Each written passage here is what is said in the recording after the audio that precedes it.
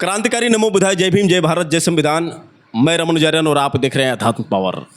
दोस्तों, भारत एक धार्मिक देश है और भारत में धर्म को एक विशेष स्थान दिया जाता है। अनेकों ऐसे संतों ने यहाँ पर जन्म लिया जिनका नाम सुनहरे अक्षरों में लिखा गया है। वैसे मैं बता दूं तो सदगुरु संत शिरोमणि गुरु रविदास, सदगुरु संत कबीर साहब, सदगुरु गुरु नानक देव, स्वामी विवेकानंद जैसे अनेक संतों ने भारत में जन्म लिया और उनका नाम हम बिल्कुल सम्मान से लेते हैं। लेकिन जो आजकल के वर्तमान संत हैं, इन संतों का मैं बिल्कुल सम्मान नहीं करता हूँ। मैं बता दूं कि ऐसे ऐसे संत जो संत के नाम पर कलंक हैं, ऐसे ऐसे विवादित बयान बोल जो खुद अपने पैर में कुल्हाड़ी मारते हैं। बहुत सारे ऐसे वीडियो वायरल होते हैं जिनके कारण ये विवादों में रहते हैं। विवादों की यदि बात करूं तो बहुत सारे ऐसे संत हैं जो कथित तौर पर अपने आप को जगत गुरु बताते हैं। उसमें से यदि मैं बात करूं तो प्रथम स्थान अगर मिलना चाहिए विवादित बयानों में तो राम भद्राचार्य को मिलना चाहिए। ये राम भद्राचार्य जो आँखों से अंधे हैं, यानी बचपन से ही ये अंधे हैं, इनको बचपन से ही कुछ दिखाई नहीं दिया है। जो भी कुछ जानते हैं वो कल्पना के आधार पर जानते हैं, सुनकर जानते हैं थोड़ा बहुत। लेकिन अभी तक तो इन्होंने दुनिया नहीं देखी है कि मतलब कौन आदमी है, कौन जानवर है, कौन पक्षी है, इस चीज़ के बारे में इनको पता ही नहीं है, क्योंकि ये तो बचपन से ही अंधे हैं। मैं इनका अपमान नहीं कर रहा हूँ, क्योंकि ये कुदरत की देन है, किसी के साथ भी हो सकता है। लेकिन हैरानी इस बात की होती है कि ये अपने आप को जगत गुरु बताते हैं, दुनिया के ये गुरु हैं। अब सोच सकते हैं कि ये दुनिया के गुरु कैसे हैं। लेकिन हाँ, एक बात है कि ये प्रधानमंत्री नरेंद्र मोदी के गुरु हैं। प्रधानमंत्री नरेंद्र मोदी इनको गुरु मानते हैं, ये सही है। लेकिन ये राम भद्राचार्य जो विवादित बयान देते हैं, कभी ये कहते हैं कि बाबा साहब डॉक्टर भीमराव अंबेडकर संस्कृत नहीं जानते थे। अगर वह संस्कृत जानते तो शायद वो मनुस्मृति नहीं जलाए होते। लेकिन ये राम भद्राचार्य को नहीं पता है कि बाबा साहब डॉक्टर भीमराव अंबेडकर ने किन मुश्किलों का सामना किया था, किन हालातों से वो गुजरे थे, आखिर क्यों मनुस्मृति जलाए थे। मनुस्मृति इनके हिसाब से इतनी पवित्र ग्रंथ है, लेकिन बाबा साहब डॉक्टर भीमराव अंबेडकर के लिए वो घटिया ग्रंथ थी। इनको क्या पता। बाबा साहब डॉक्टर भीमराव अंबेडकर जानते थे कि यही मनुस्मृति ने हमें बांटने का काम किया है। यही मनुस्मृति ने हमें 4 भागों में बांट दिया, ब्राह्मण, क्षत्रिय, वैश्य और शूद्र। जबकि सभी का खून एक बराबर है, सभी की जाति मानव जाति है। लेकिन मनु ने ही मनुस्मृति में मनुष्य को बांट दिया, ब्राह्मण, क्षत्रिय, वैश्य, शूद्र 4 भागों में बांटा। उसके बाद विभिन्न जातियों में बांट दिया, यानी सभी लोग खंडित हो गए। और यदि भारत आज इस स्थिति में है, यदि आज भारत जातिवाद का शिकार है, तो कहीं ना कहीं इसका पूरा श्रेय यदि जाता है तो मनुस्मृति को जाता है। अगर मनुस्मृति नहीं रही होती तो शायद इतनी जातियां नहीं होती और न ही जाति को लेकर इतने बड़े विवाद होते हैं। खैर, मनुस्मृति बाबा साहब डॉक्टर भीमराव अंबेडकर ने जला दिया। उसके बाद उन्होंने भारतीय संविधान लिखा और संविधान में सभी को बराबर का अधिकार दे दिया। बाबा साहब डॉक्टर भीमराव अंबेडकर ने ब्राह्मणवाद को पूरी तरह से ख़त्म कर दिया। उन्होंने जो उच्च नीच का भेदभाव था उसको भी पूरी तरह से ख़त्म कर दिया।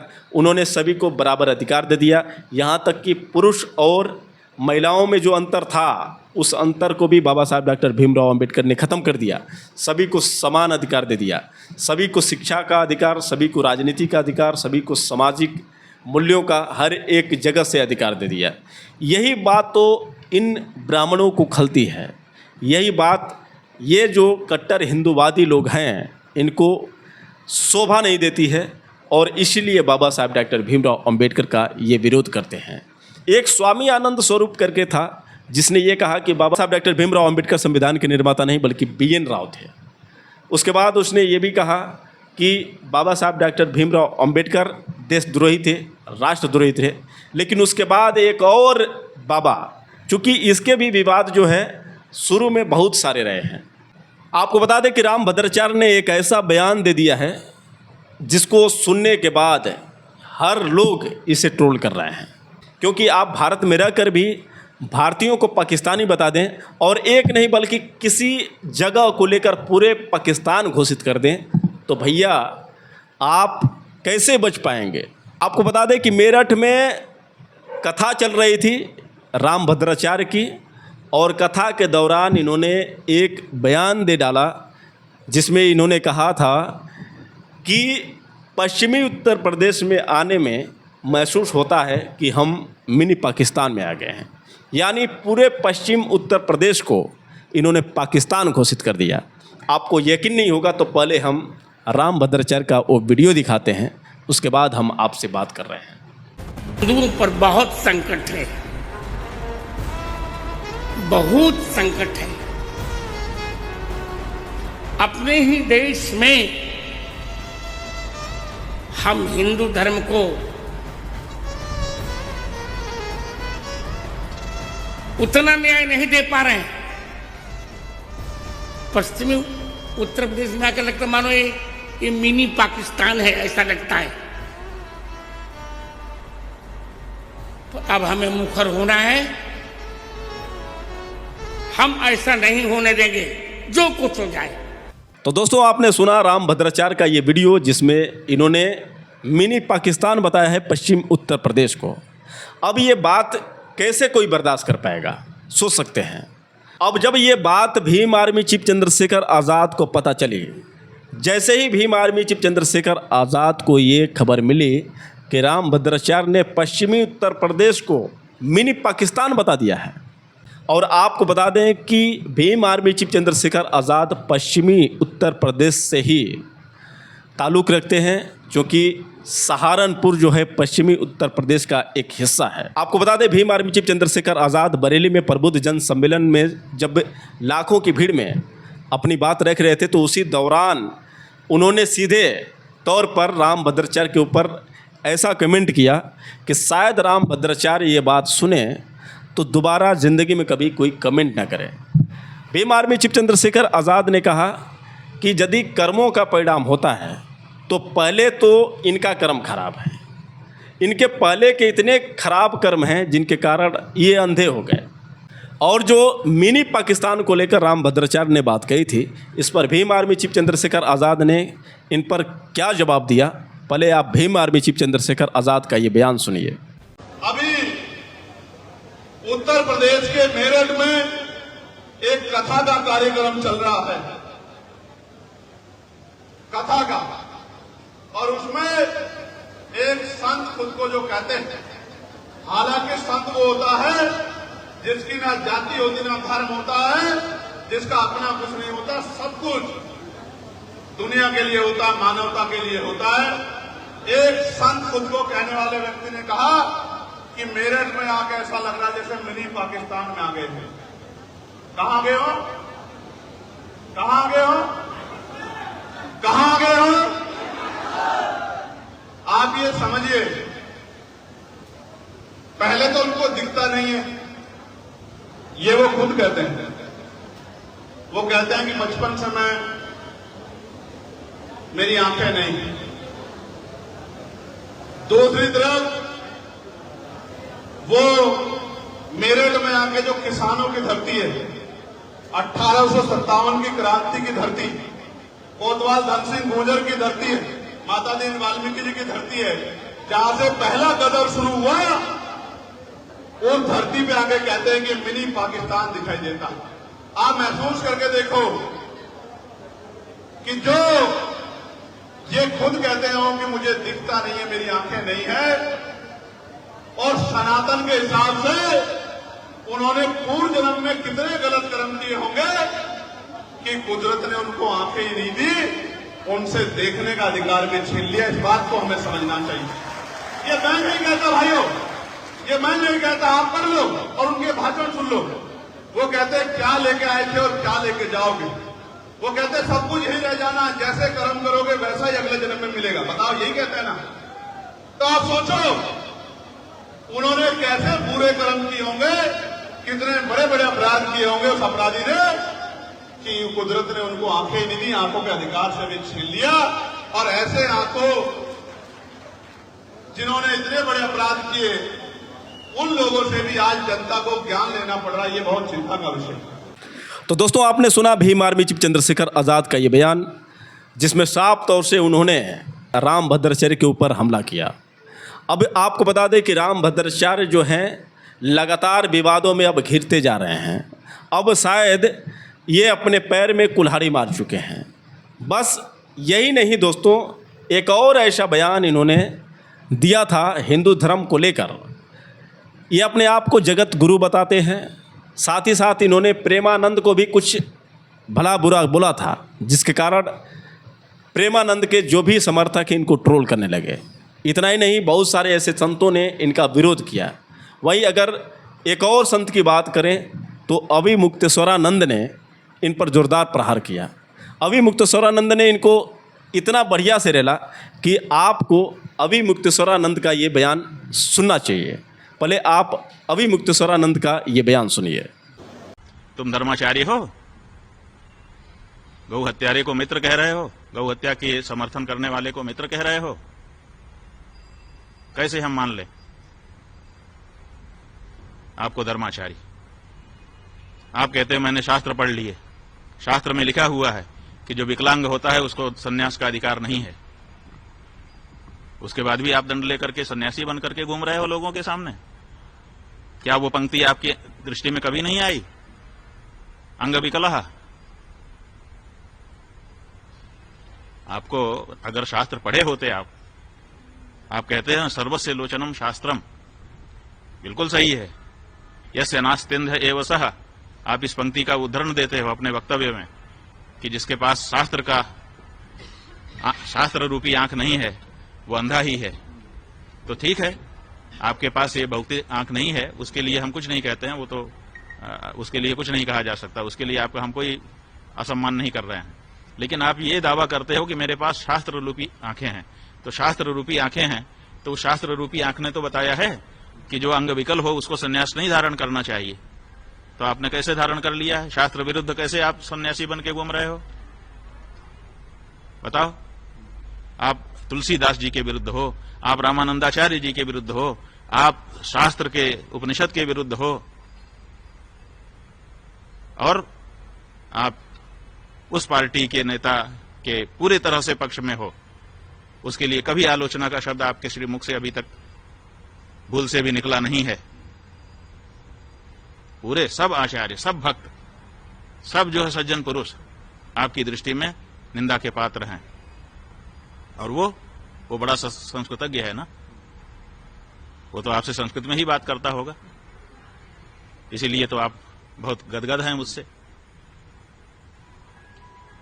वो कौन सी संस्कृत है जिसके कारण वो आपका सम्माननीय है और बाकी सब निंदा के पात्र हैं आपके लिए? तो इसलिए ये जो व्यक्ति है ये पूरी तरह से अशास्त्रीय कार्य करता हुआ केवल राजनीतिक साठगांठ से बड़े बड़े पुरस्कार लेकर के अपने आप को और अपने मुंह से अपनी प्रशंसा करता है। तुलसीदास जी, जिनको सारा संसार विद्वान मानता है, वो कहते हैं कि सत्य कहूं लगी कागज कोरे, कभी तो विवेक एक नहीं मोरे। कोरे कागज पे लिख के कहता हूं कि मुझे कविता विविता करना आता नहीं है, मैं विद्वान नहीं हूं। वो विद्वान, अपने मुख से थोड़े अपनी प्रशंसा की जाती है। विद्यमान रन पाई रिपु कायर कतहि प्रताप। जो कायर होता है वो अपनी प्रशंसा अपने मुख से करता है। अपने मुख से अपनी करनी बार अनेक भांति बहुबरनी। अपने मुंह से अपनी प्रशंसा नहीं होती। रामानंदाचार्य जी, जब दूसरे प्रशंसा आपकी करें तब आपकी प्रशंसा होती है। इसलिए हम तो केवल, देखो भैया, ज्यादा नहीं कहना चाहते। बहुत दिन से लोग कहते रहते थे, बार बार दिखाते रहते थे इनके वक्तव्य, हम लोग कुछ नहीं बोलते थे। क्यों नहीं बोलते थे? क्योंकि विधर्मियों को यह कहने का मौका मिलता है कि देखो आचार्य लोग आपस में लड़ रहे हैं, तो ऐसा मौका हम क्यों दें, इसीलिए नहीं बोलते थे। लेकिन अब बिना बोले नहीं रहा जा रहा है, क्योंकि अब आप आदि शंकराचार्य को बोल रहे हो, अब आप चारों पीठों के शंकराचार्यों को बोल रहे हो, आप जो है भक्त हृदय प्रेमानंद जी उनको बोल रहे हो, और इसी तरह से जाने किसको किसको बोल रहे हो, किसी को आप छोड़ ही नहीं रहे हो। तो ऐसी परिस्थिति में जनता को जानकारी रहे, इसके लिए बोल रहे हैं। आलोचना की दृष्टि से अभी भी हम नहीं बोल रहे हैं, और अभी भी हम कह रहे हैं कि उनके पास मौका है। उनके 1000 दावों में से 3 दावे निकाल लिए। 23 भाषा का मुझे ज्ञान है। आप 23 भाषा के विद्वानों को हम भेजते हैं आपके पास, आप सूची दीजिए। आप उनसे 20-20 मिनट, 40-40 मिनट संवाद करके दिखाइए उन सभी भाषाओं में, जिन भाषाओं का आप दावा करते हैं। हम खुद जयकारा लगाएंगे। आपकी इस प्रतिभा के लिए।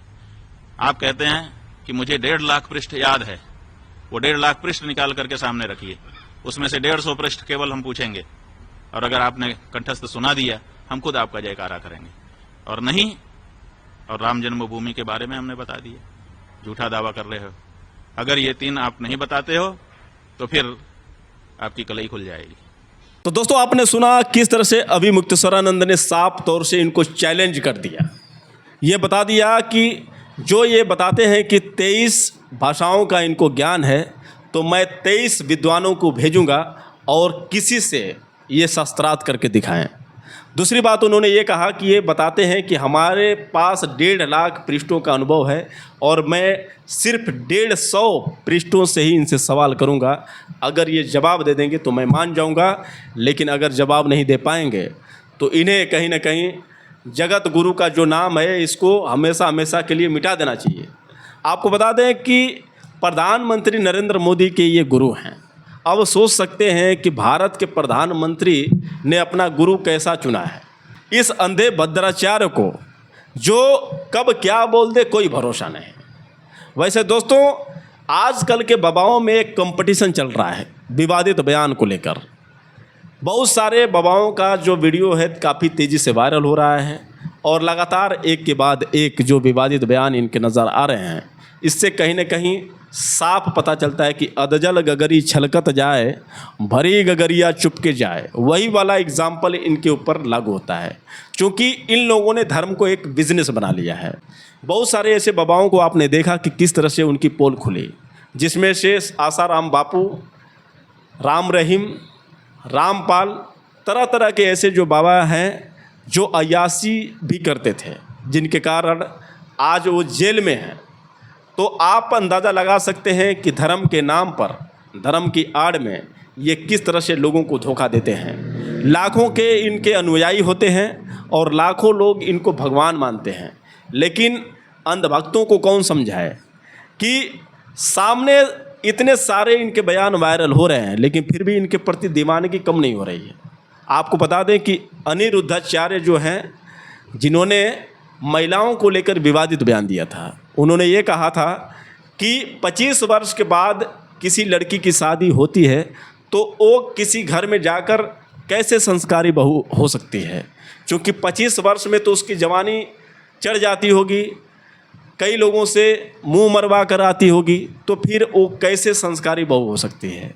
दूसरी बार प्रेमानंद का जो बयान वीडियो वायरल हुआ था, जिसमें प्रेमानंद ने साफ तौर से ये बात कही थी कि 100 में 2% लड़कियां जो हैं संस्कारी हैं, बाकी 98% जो है चरित्रहीन है। यानी चरित्रवान केवल 2% है, बाकी 98% जो है चरित्रहीन है। तो दोस्तों ऐसे ऐसे जो इनके बोल हैं और इस तरह का जो कंपटीशन इनके अंदर चल रहा है, विवादित बोल को लेकर जो कंपटीशन चल रहा है, इससे आप अंदाज़ा लगा सकते हैं कि आजकल के जो धर्मगुरु बनकर बैठे हुए हैं, ये धर्मगुरु जो बाबा लोग हैं, जो हिंदू राष्ट्र बनाने की बात करते हैं, जो संविधान के हमेशा विरोध बात करते हैं, तो कैसे ये संविधान की कीमत समझेंगे, जिनको खुद नहीं पता है कि हमें क्या बोलना चाहिए, जिन्होंने 2-4 श्लोक पढ़ लिया, एक भगवा ड्रेस लगा लिया, थोड़े बाल को लंबा कर लिया, टीका लगा लिया और एक मंच पर बैठ गए, उसके बाद मालूम पड़ता है कि दुनिया इनके मुट्ठी में है, हम सबके भगवान हैं। और ऐसे में ये अंधा भद्राचार्य जो खुद को जगत गुरु मानता है, तो ऐसे ऐसे महान चुतिया लोग धर्म पर राज कर रहे हैं। अब ऐसे ऐसे बाबाओं के हाथ में धर्म होगा तो धर्म का क्या होगा। ये कह रहे हैं कि हिंदू धर्म संकट में है, हिंदू धर्म को बचाना होगा। अब आप बताइए कि अगर इन पाखंडियों के हाथों में धर्म की रक्षा के लिए सरकार सौंप दे तो ये धर्म की रक्षा कैसे करेंगे। अब तो भैया ये आप लोग कमेंट करके बताएंगे। यदि धर्म की बात करें तो हम हर एक धर्मों का सम्मान करते हैं, किसी भी धर्म का अपमान करना ये संविधान भी इजाज़त नहीं देता है। हर एक धर्मों की अपनी अपनी आस्था है, सभी अपने धर्मों को विशेष महत्व देते हैं, तो अपना अपना अलग अलग धर्म है, अपनी अपनी आस्था है। अब मैं आप लोगों से पूछना चाहता हूं कि आप लोगों के लिए धर्म कौन सर्वश्रेष्ठ है, हिंदू धर्म है, बौद्ध धर्म है, ईसाई धर्म है या फिर इस्लाम धर्म है। किस धर्म में समानता का अधिकार है, किस धर्म में सबको बराबर नज़रों से देखा जाता है। क्योंकि बाबा साहब डॉक्टर भीमराव अंबेडकर ने कहा था कि धर्म वैसा ही होना चाहिए जिस धर्म में समानता हो, किसी भी प्रकार का भेद ना हो। मैं उस धर्म का सम्मान करता हूँ और इसीलिए बाबा साहब डॉक्टर भीमराव अंबेडकर ने बौद्ध धर्म अपनाया और इसीलिए बाबा साहब डॉक्टर भीमराव अंबेडकर ने बौद्ध धर्म अपनाया। क्योंकि बौद्ध धर्म में एक मूल रूप से ये कह सकते हैं कि सूत्र है जिसमें यह कहा जाता है कि बौद्ध धर्म की क्या पहचान, मानो मानो एक समान। तो दोस्तों सर्वश्रेष्ठ धर्म जो है मेरे हिसाब से बौद्ध धर्म है और बौद्ध धर्म में जो कहीं ना कहीं समानता का जो हक मिलता है, सबको समान नज़रों से जो देखा जाता है, ये अपने आप में बहुत बड़ी बात होती है। वैसे दोस्तों आप लोगों की क्या राय है, आप लोग कमेंट करके बताएं और इन ढोंगी बाबाओं के बारे में क्या कहना है ये भी आप ज़रूर बताएं। अगर आपको वीडियो अच्छा लगा है तो आप लोग लाइक कमेंट करें और हो सके तो इस वीडियो को ज़्यादा से ज़्यादा शेयर करें। फिर मिलेंगे अगले वीडियो के साथ, तब तक के लिए क्रांतिकारी नमो बुद्धाय, जय भीम।